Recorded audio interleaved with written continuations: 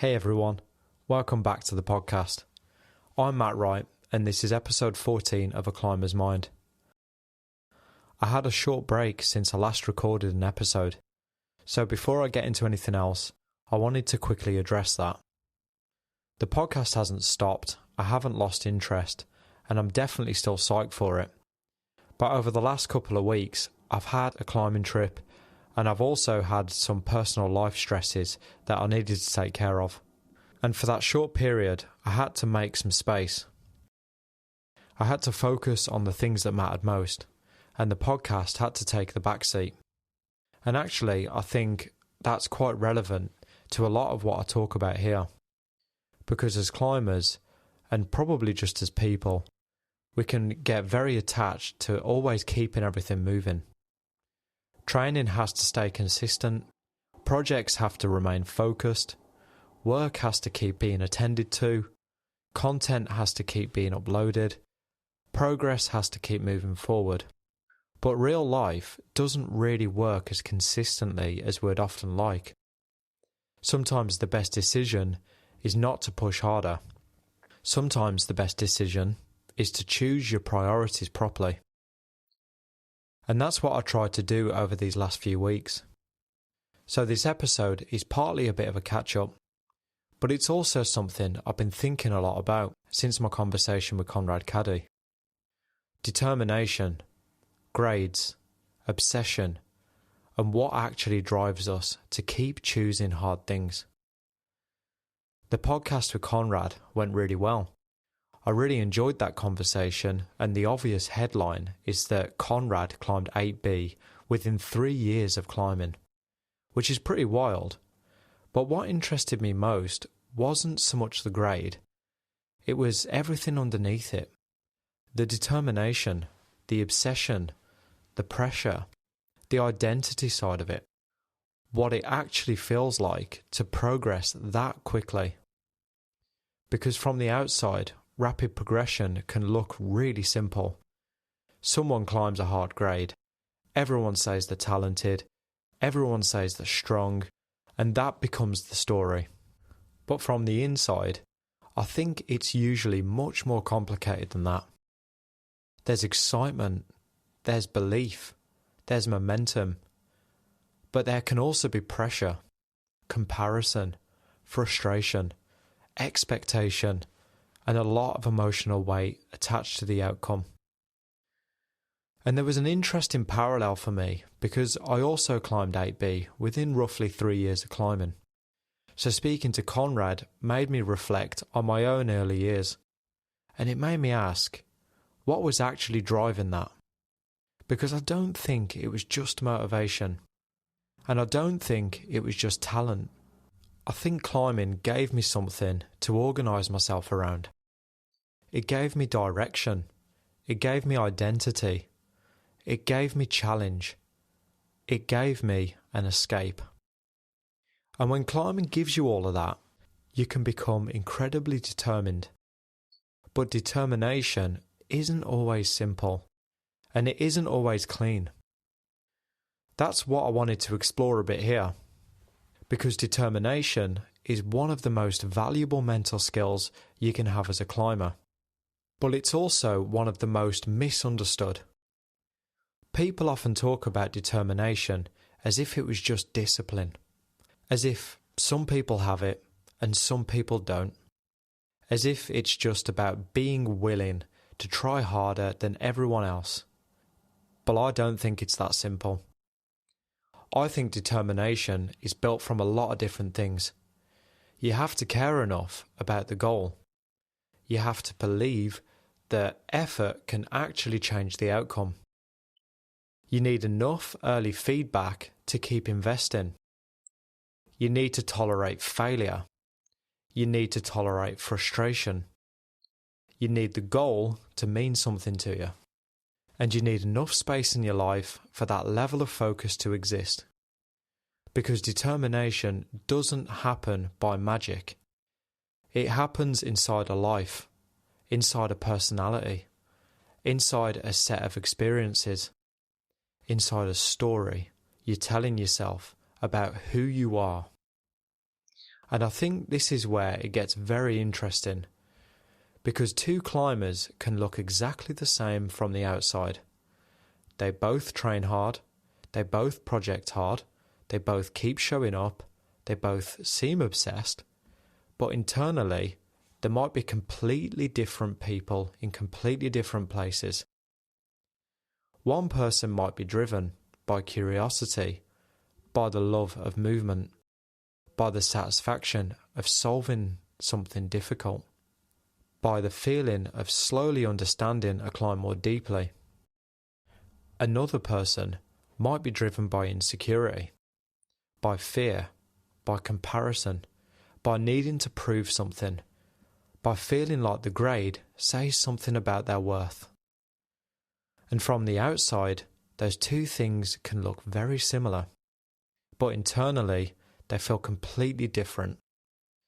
So maybe the useful question isn't just, am I determined enough? Maybe the better question is, what is my determination built on? Is it built on curiosity? Is it built on love? Is it built on purpose? Is it built on wanting to solve something? Or is it built on fear, comparison, insecurity, the need to prove yourself? And honestly, for most of us, it's probably a mixture. It definitely has been for me. I think there have been times where my determination has come from a really good place. From love for climbing, from obsession with the craft, from wanting to understand movement, from genuinely wanting to see what I'm capable of. But there's also been times where it's come from a much more volatile place, from ego, from insecurity, from wanting to feel good enough, from wanting the grade to confirm something about me. And that brings me to grades. Because grades are often the thing that focus our determination. And my relationship with grades has definitely been volatile. At different points, grades have really helped me. They've motivated me, they've focused me, they've helped me choose challenges, they've helped me measure progress, and they've given me structure to my ambition. But other times, grades have made me insecure, they've made me comparative, they've made me outcome focused, and they've made me attach too much meaning to whether I climb something or not. But I don't think grades are the problem. I actually think grades are a fantastic tool, if they're used sensibly. They help us communicate difficulty, they help us choose suitable challenges, they help us understand progression, they help us make sense of what we're trying to do. But they are not facts. They are definitely not measures of personal worth. Grades are subjective. They're affected by style, conditions, body type, sequences, history, and personal strengths and weaknesses. And that doesn't make them meaningless. It just means they need to be held properly. I think the best way to see it is this. Grades are useful servants, but terrible masters. Use them. Be honest about them. Let them motivate you. Let them guide you. But don't let them tell you who you are. And this came up for me again on my recent trip to North Wales. That trip was part of the reason there was no podcast for a couple of weeks. And it ended up being a really important trip for me. I've been very training focused for a while.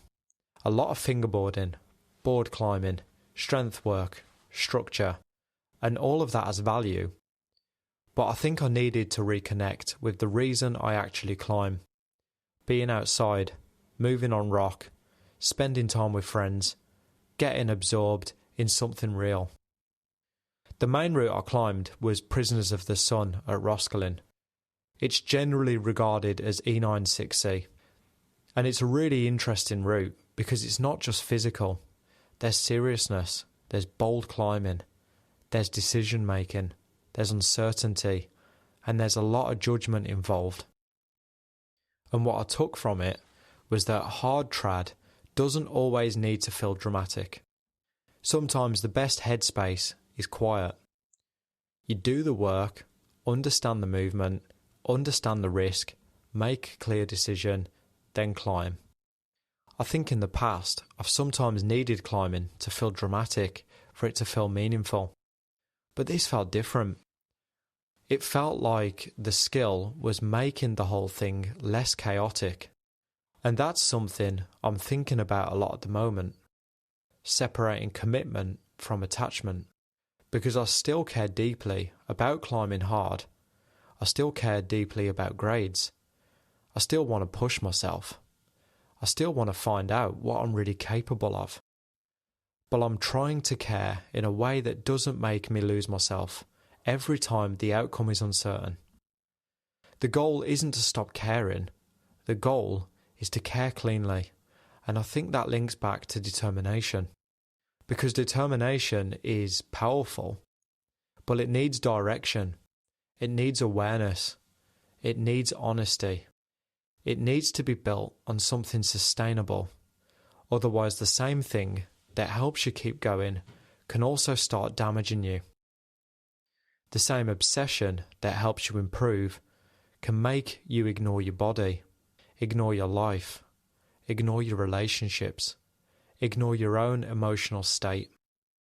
And I don't say that as someone who has figured this out.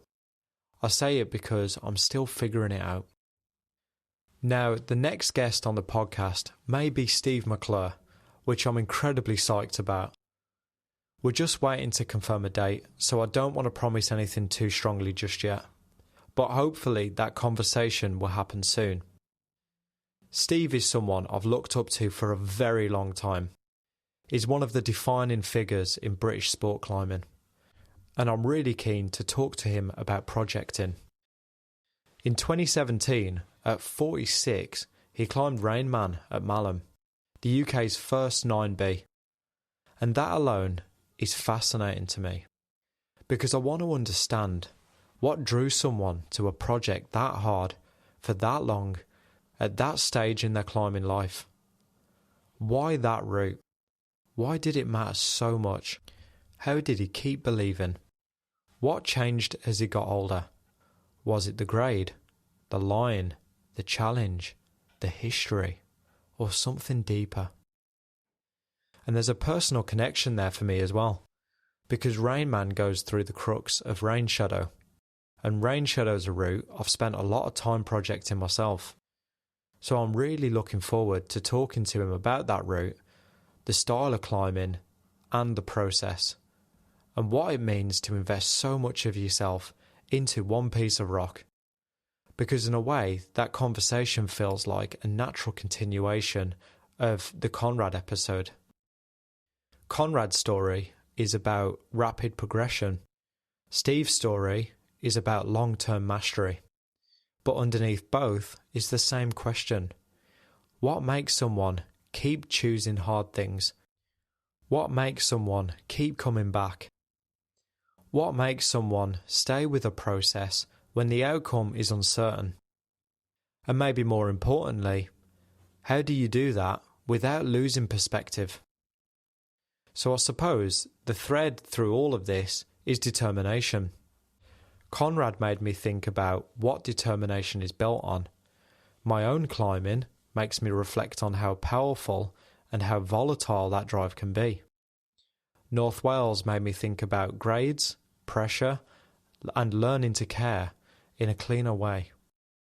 And hopefully, speaking to Steve, we'll take that conversation even deeper into projecting, motivation, and long-term obsession. Determination is powerful, but it needs direction. Grades are useful, but they need perspective. Ambition is valuable, but it needs to sit inside a life that can actually support it. Because the aim isn't just to try harder, it's to understand why you're trying, what you're giving to the process, and whether the thing you're chasing is helping you become the climber and the person you actually want to be. Thanks for listening. If you enjoyed this episode, share it with someone who might benefit from it, and I'll see you in the next episode.